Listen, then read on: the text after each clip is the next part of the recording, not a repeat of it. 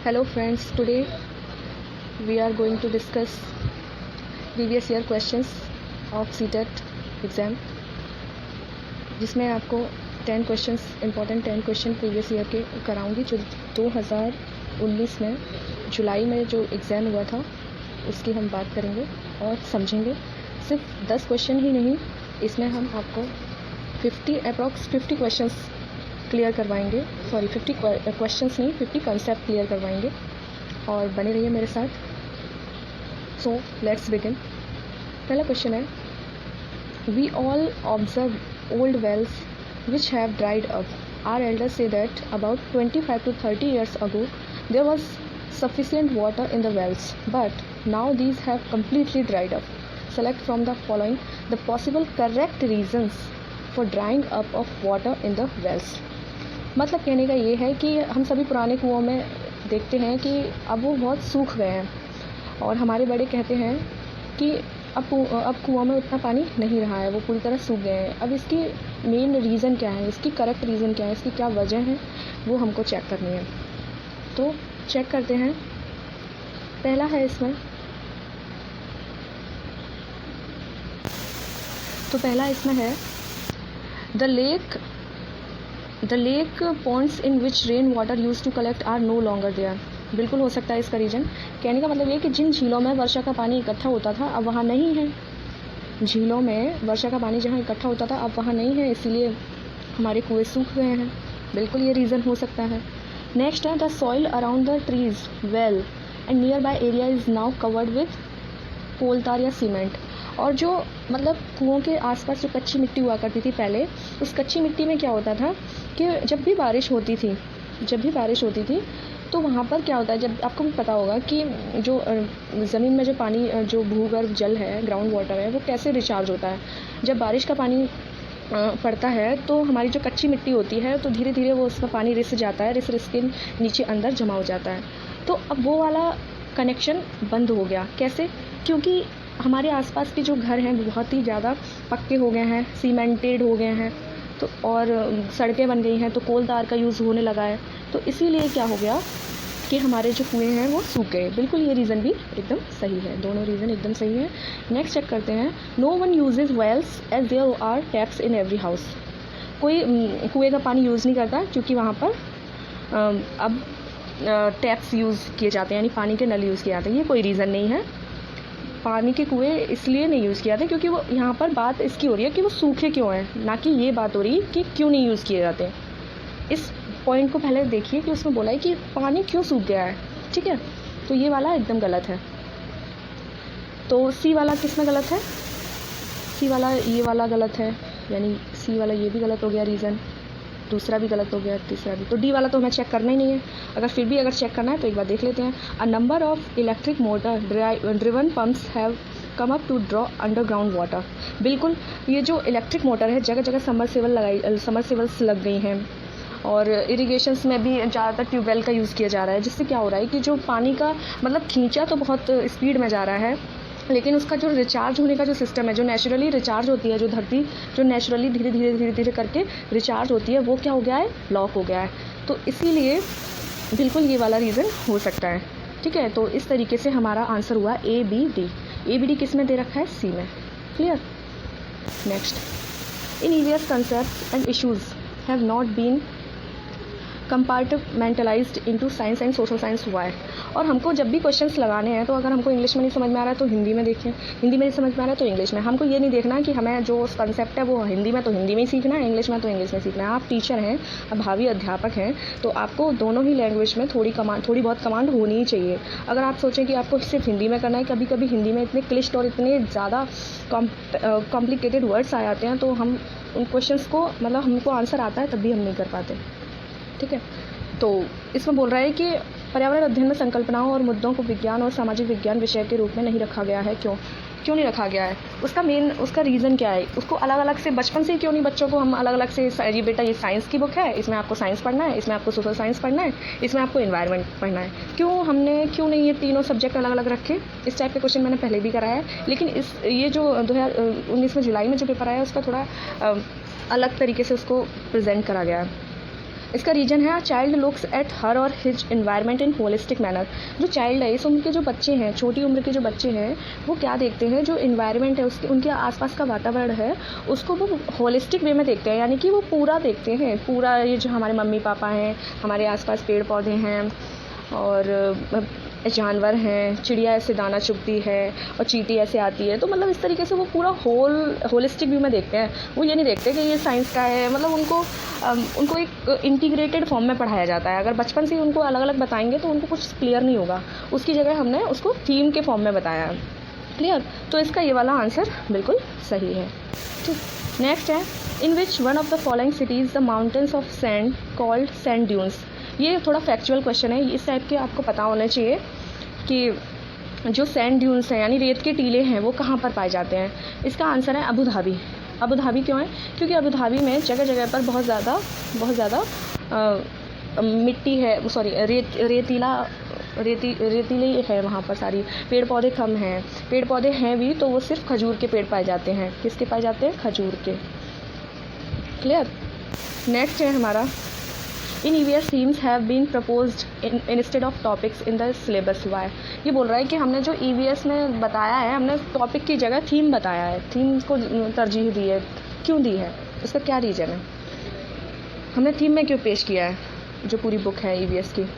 पहला दे रखा है to enhance the environment comprehension of learner, यानी बच्चों के परिवेशीय बोध में वृद्धि करने के लिए। ये हो भी सकता है, लेकिन उनको बेस्ट रीज़न देखना है। ठीक है, थीम का बेस्ट रीजन देखना है तो और आगे पढ़ लेते हैं।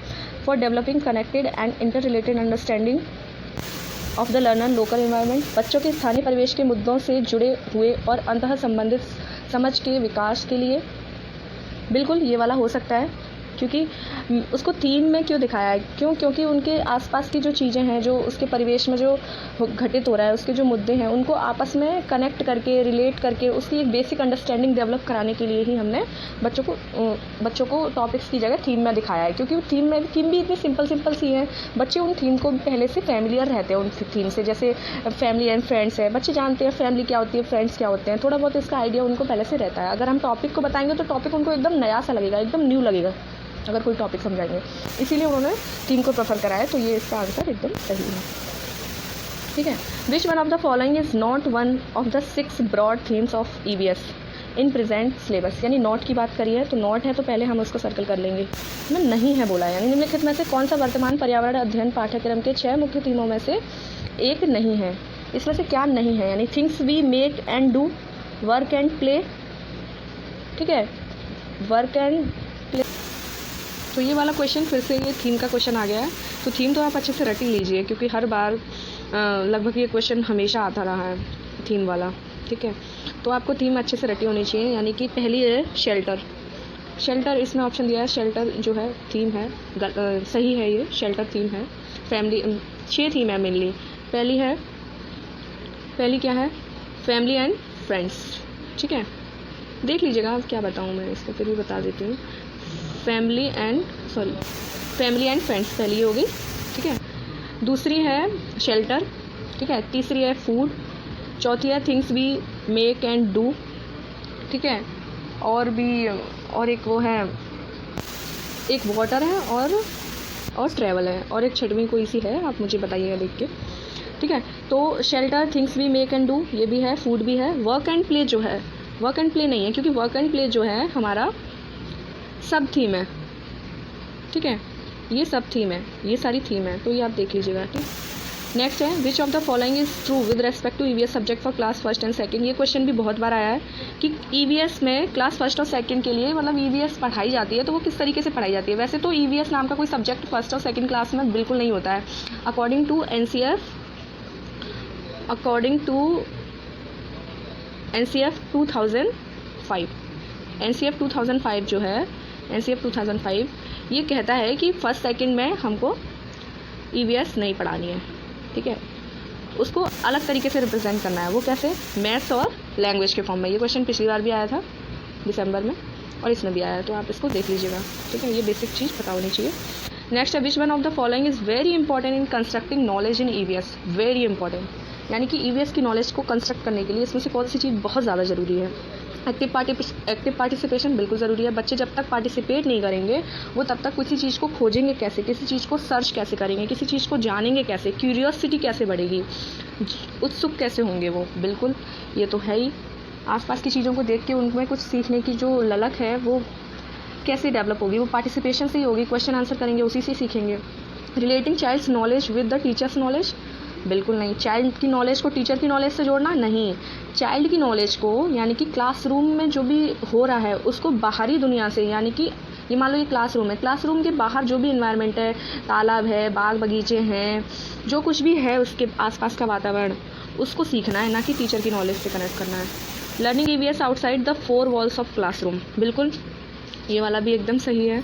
हमको क्लासरूम की 4 दीवारी से बाहर सीखना है, ठीक है।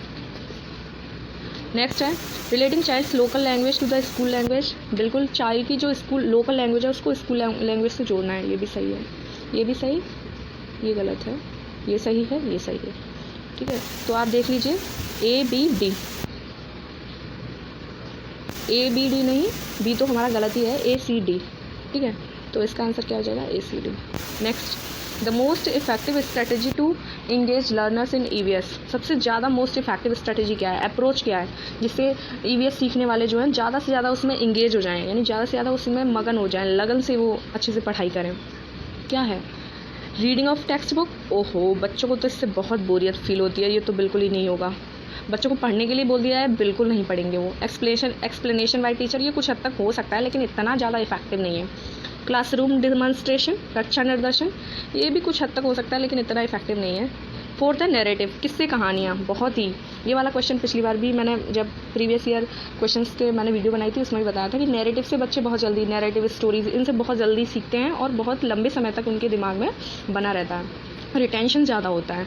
तो इसका आंसर हो जाएगा नैरेटिव। क्लियर। नेक्स्ट है which one of the following is not true. Clear, not true with respect to EVS। EVS is based on child centred learning, ये तो है, ये तो बेस्ड है, ये बात एकदम सही है। हमको ये देखना है कौन सा नहीं है, ये सही है। EVS provides opportunities to the learner to explore their environment, बिल्कुल EVS से हमको अपॉर्चुनिटी मिलती है, अवसर मिलता है। और EVS का मेन पर्पज़ ही यही है कि बच्चे को अवसर देना है, अपॉर्चुनिटी देनी है बोलने की, सीखने की, खोजने की।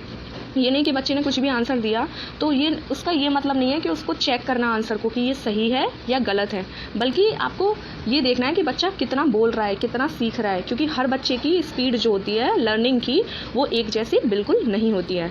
तो बच्चे को अपॉर्चुनिटी मिल रही है, आपको बस ये देखना है, ना कि ये देखना कि बच्चा सही आंसर दे रहा है या गलत आंसर दे रहा है। क्लियर। नेक्स्ट है EVS एम्फेसाइजेस डिस्क्रिप्शन डेफिनेशन, बिल्कुल नहीं जी, ये तो गलत है। तो हमको आंसर मिल गया, क्या होगा, इसमें नहीं पूछा है ना, नहीं होगा, that's all. Next, a teacher always begins bye conducting activities followed by question and discussion.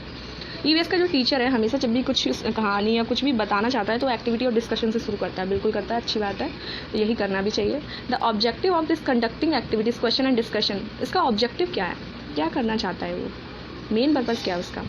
Assess the children's processing skill, यानी कि चिल्ड्रंस की स्किल को प्रोसेस करना हो सकता है। अभी नेक्स्ट और देखते हैं, हमको बेस्ट आंसर देखने हैं, इसका क्या रीज़न है। Provide an opportunity to the children to explore, बिल्कुल अपॉर्चुनिटी प्रोवाइड करनी है, ठीक है, ये तो हो गई। Provide an opportunity to the children to express themselves, उनको अभिव्यक्ति करने का अवसर देना है, बिल्कुल। उनको एक्सप्लोर मतलब होता है खोज, यानी खोजने की अपॉर्चुनिटी देनी है, उनको अपनी मन में जो भी बात है उसको एक्सप्रेस करने की अनुमति देनी है, बिल्कुल सही है।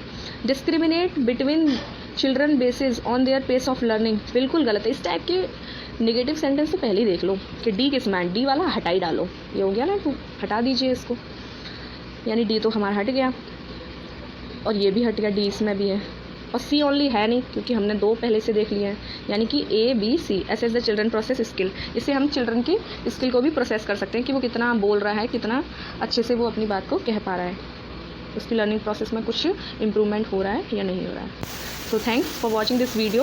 I hope you all are fine, and if you have any query then please comment। और आपको मेरी जो प्रीवियस वीडियो हैं वो डिस्क्रिप्शन बॉक्स में मिल जाएंगी। So thank you for watching and subscribe this channel. Have a nice day. Stay home, stay safe. I gave you my heart.